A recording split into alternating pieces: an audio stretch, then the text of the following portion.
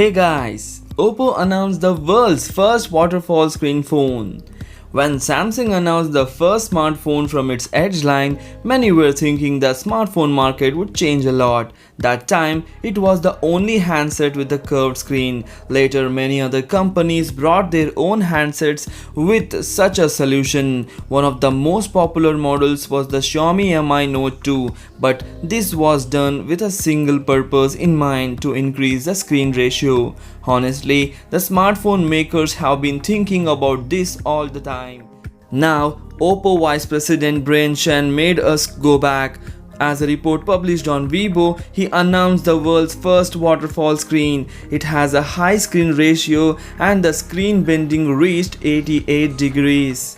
They also released a number of photos and videos showing the actual look of the screen. In some photos, we can see the OPPO Find X on the left hand and the waterfall screen on the right hand. As we can see, the new screen has a larger side curvature and a slimmer body. This means that the left and the right screen borders almost reach the back panel edges. In other words, they are close to the limits.